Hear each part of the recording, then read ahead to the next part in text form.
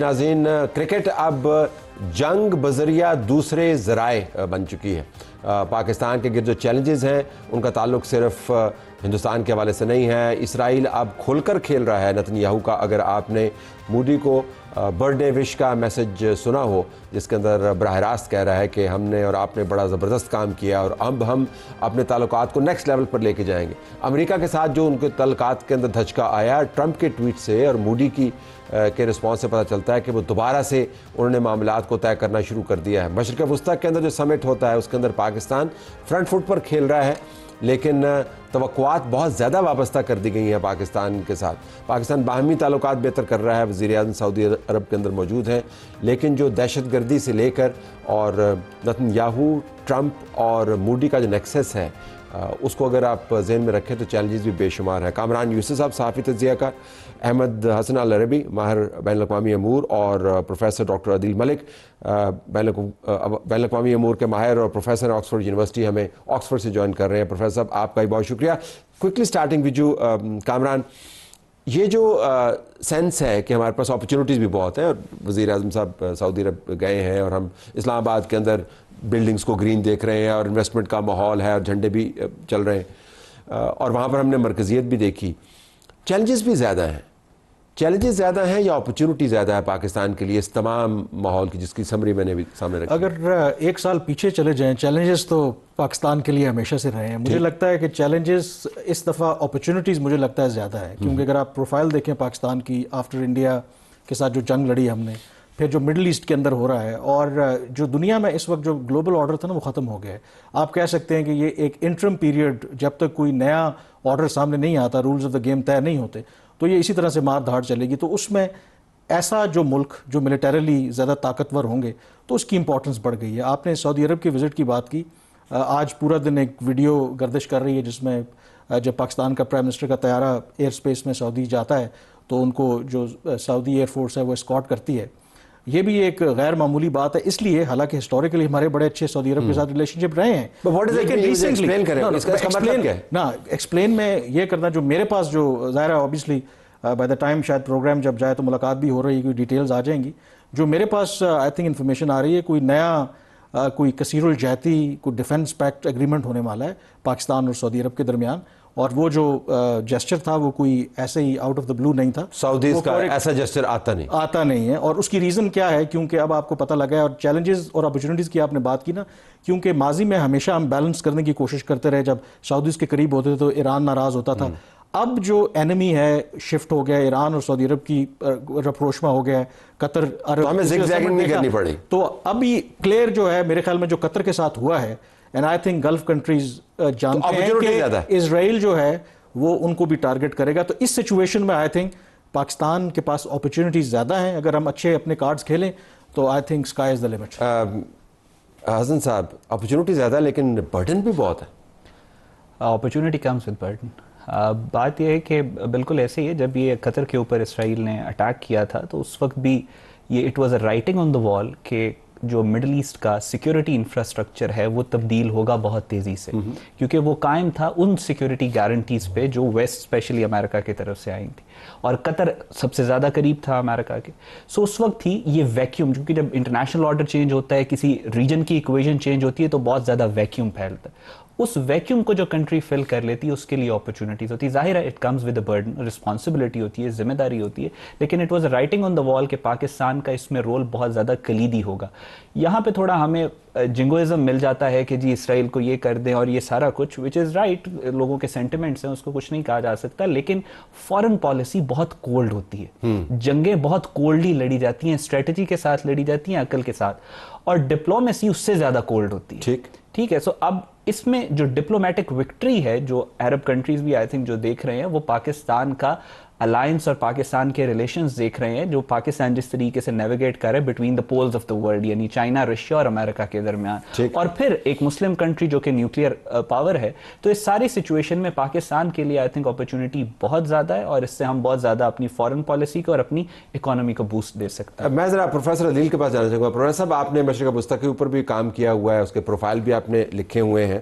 میں ذرا آپ سے جاننا چاہوں گا کیا واقعتاً مشرق وسطیٰ اس دھچکے کے بعد، اس سانحے کے بعد جو دوحہ کے اوپر اٹیک تھا، اتنا تبدیل ہو گیا ہے کہ پاکستان جیسا پولیٹیکل ایکٹر جس کو عموماً مشرق وسطیٰ کے اندر دوست لیکن آؤٹ سائڈر متصور کیا جاتا تھا کہ آپ ساؤتھ ایشیا کے اندر ہیں، ساؤتھ ایشیا میں رہیں، اس کے لیے دروازے کھلتے ہوئے نظر آ رہے ہیں. Your take. جی دیکھیں، پاکستان کا جو کردار تھا مڈل ایسٹ میں، وہ بیسکلی جو جیو پولیٹیکل آرڈر ہے اس میں جو گلف کا ایمبٹ ہے اس میں پاکستان کا رول تھا، اور خاص طور پہ ایک خاص طرح کی تقسیم کی جاتی تھی کہ جو پاکستان کو ڈیل کرے گا وہ سعودی عربیہ اور یو اے ای کرے گا ایجپٹ کو.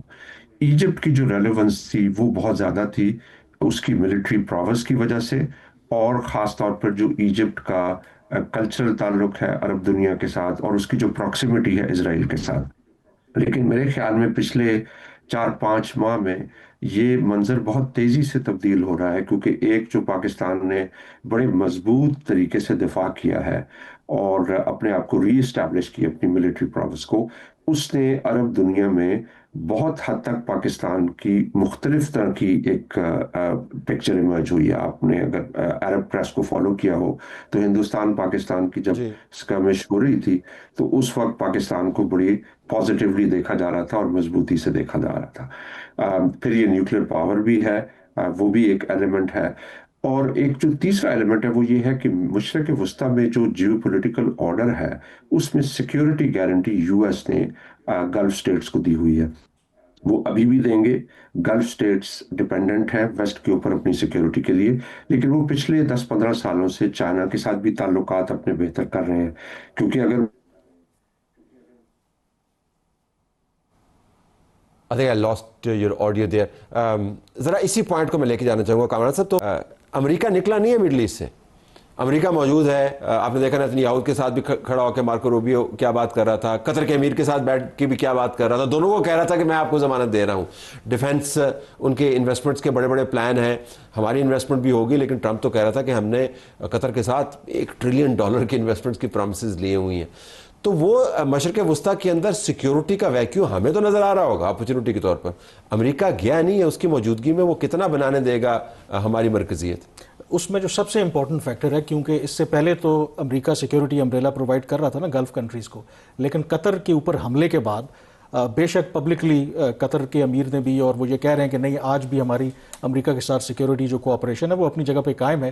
But fact of the matter is کہ ریالٹی یہی ہے کہ وہ ایک ٹرسٹ جو ہے وہ بریچ ہوا ہے. لیکن اوور نائٹ تو تبدیل نہیں ہوگا. اوور نائٹ تبدیل اگر کرنا چاہیں، اوور نائٹ تبدیل کرنا وہ چاہیں بھی، اگر عرب کنٹریز جتنی ان کا انحصار ہے، آج اگر وہ فیصلہ کریں کہ نہیں امریکہ کے ساتھ تمام سیکیورٹی پیکٹس ختم، اب ہم جو انہوں نے نہیں کیا، جو اعلامیہ میں نے پڑھا ہے اس کے اندر کسی جگہ پر دیکھیں جتنی ان کا انحصار ہے اس کے لیے لانگ ٹرم ان کو سوچنا ہوگا. اور شاید جو امریکی صدر ہیں، امریکی انتظامیہ، ان کے مائنڈ میں یہ ضرور بات ہے، اس لیے بار بار وہ اشور کر رہے ہیں کہ نہیں جی دوبارہ حملہ نہیں ہوگا، دوبارہ حملہ نہیں ہوگا. Israeli prime minister on the other hand پھر وہ کہہ رہے ہیں کہ نہیں جی جب انہیں موقع ملے گا وہ دوبارہ حملہ کریں گے. اور قطر کے امیر نے 2 روز پہلے بڑی امپورٹنٹ بات کی، جو پہلے ہم کانسپریسی تھیوریز کی بات کرتے تھے، ان کا یہ کہنا تھا کہ وہ کہتے ہیں کہ ایلوژن ہے اسرائیلی پرائم منسٹر کا جی کہ وہ اپنا جو انفلوئنس ہے وہ عرب کنٹریز تک بڑھانا چاہتا ہے اسرائیل.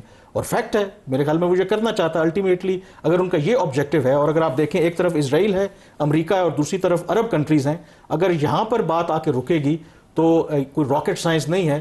یہ قطری بھی یا عربز بھی جانتے ہیں کہ امریکہ الٹیمیٹلی اسرائیل کا ساتھ دے گا. تو اس لیے in the long run I am sure کہ عرب کنٹریز کے اندر یہ ڈسکشن ہوگی کہ کوئی سبسٹیٹیوٹ ڈھونڈنا چاہیے. سبسٹیٹیوٹ ٹرن اراؤنڈ کرنا بات ڈسکشن میں تو بڑی جلدی ہم کر سکتے ہیں، لیکن یہ مانتے ہوئے کہ 15 ممالک ایسے ہیں، اسلامی ممالک، عرب ممالک، جنہوں نے اسرائیل کو تسلیم کیا ہوا ہے، جن کے ان کے ساتھ بہت ٹریڈ کے تعلقات ہیں، اور اس میں سے وہ لوگ بھی بیٹھے ہوئے جنہوں نے اعلامیہ کے دستخط کیے ہیں. ہمارے پاس حقیقی اپرچونٹی پھر اس کے اندر کیا ہے؟ امریکہ بھی موجود ہے، اسرائیل کو انہوں نے مانا بھی ہوا ہے، جو مشرق وسطیٰ کا پرابلم ہے. Where do we come into it? دیکھیں بات یہ ہے کہ 1992-1993 میں جو نون تھنکرز تھے وہ یہ بات کرنا شروع ہو گئے تھے کہ دنیا ملٹی پولر ہو رہی ہے.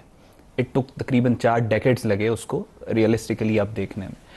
मिडल ईस्ट की जो सिक्योरिटी इक्वेशन है वो जितनी तेज़ी से पिछले 7 दिनों में तब्दील हुई है उससे ज़्यादा तेज़ी से पहले पिछले 70 साल में नहीं हुई। ठीक। लेकिन इसका ये मतलब नहीं है कि वो डायमेट्रिकली डिफरेंट हो। It's a gradual process, although very fast paced, लेकिन ग्रेजुअल प्रोसेस है। इस सारे क्राइसिस के अंदर जो मिडल ईस्टर्न क्राइसिस है उसमें जो जैसे कहा कि वो ट्रस्ट ब्रीच हो चुका है and it is going to be very difficult to earn back. वो ट्रस्ट नहीं ले सकते। इसी वजह से अमेरिका और इसराइल, या उसको कहा जाए नेतन्याहू और ट्रंप के दरमियान में भी आपको एक इख्तलाफ नज़र आ रहा है, एक क्लियर वाज़े इख्तलाफ नज़र आ रहा है। पाकिस्तान की इसके अंदर अपॉर्चुनिटी ये है कि पाकिस्तान बहुत केयरफुली इसके अंदर नेविगेट कर सकता है। पाकिस्तान हमेशा से एक पैरेलल सिक्योरिटी गारंटी देता रहा है पूरे मुस्लिम वर्ल्ड को, जिसको कभी ना डॉक्यूमेंट किया गया ना ऑफिशियल है, but it's a clear traditional understanding. अब टाइम है कि पाकिस्तान इसको इस बदलते हुए वर्ल्ड ऑर्डर के अंदर रह के उसको फॉर्मलाइज करे और पाकिस्तान और सऊदी और मुस्लिम वर्ल्ड के दरमियान एक इंटरेस्ट बेस, एक दोस्ती और वो मुस्लिम उम्मा बेस्ड एक रिलेशनशिप हो जिसका पाकिस्तान को भी फायदा हो और जिसका अरब वर्ल्ड को भी फायदा। डॉक्टर साहब, अगर आपके पास आऊँ, आपके ऑडियो का मसला था वो क्लियर हो गया। मफरूज़ा हमारा ये है कि पाकिस्तान एक ऐसा मुल्क है जिसके अपने दलिद्दर नहीं हैं। अगर हम पाकिस्तान के दलिद्दर्स की फहरिस्त बनाने लगे तो मशरिक़ वस्ता के अंदर तो एक इसराइल है ना जी, यहाँ पर अफ़गानिस्तान साथ लगा हुआ है, TTP साथ लगी हुई है, इंडिया साथ लगा हुआ है, उधर से हमारी मईशत के ऊपर IMF बैठा हुआ है, फिर इनका आपस में गठजोड़ चल रहा है, फिर अंदरूनी तौर पर फ्लड्स हैं, इकॉनमी के मामलात हैं, सियासी तौर पर तलातुम मौजूद है। इन तमाम के पेश नज़र अगर आपको किसी एक फैक्टर को फोकस करना हो कि इस अपॉर्चुनिटी से फ़ायदा उठाने के लिए हमें क्या करना चाहिए, तो वो क्या होगा? जी, बहुत अच्छा सवाल है, लेकिन इससे पहले चूंकि मेरी ऑडियो चली गई थी तो मैं वेरी क्विकली मुकम्मल कर लूं कि पाकिस्तान जो है ना वो अब एक मिडिल ईस्ट का भी important player, post Pahalgam middle east का भी बहुत इंपॉर्टेंट प्लेयर बन रहा है। टर्की, चाइना के साथ जो पाकिस्तान की ग्रोइंग वो है इंटरेक्शन, वो भी बहुत इंटरेस्ट से देखी जा सकती है अरब दुनिया में, क्योंकि वो देख रहे हैं कि अब जो नया ज़माना आ रहा है, जैसा अरबी साहब ने फरमाया, वो एक अलायंसेस का ज़माना है। उसमें जो ही अनप्रेडिक्टेबिलिटी बढ़ती है तो उतने ज़्यादा अलायंसेस होते हैं। तो अब we R A player in the middle east more than before. अब इसको हम कैसे यूज़ कर सकते हैं, उसमें मेरे ख्याल में पिछले 20 सालों में एक बात बड़ी वाज़ेह है कि आपकी जो डोमेस्टिक पॉलिसी है और फॉरेन पॉलिसी है वो आपस में इंटरलिंक्ड है। जब तक वो कोऑर्डिनेटेड ना हो तो हम मुकम्मल तौर पे उसका फ़ायदा नहीं उठा सकते। उसके लिए हमें जो डोमेस्टिक हालात हैं उसमें जो स्टेट सोसाइटी रिलेशनशिप है, यानी मुआशरे का और रियासत का जो रिलेशनशिप है, उसको दोबारा से उस्तवार करने की ज़रूरत है और फंडामेंटल रिफॉर्म्स करने की ज़रूरत है।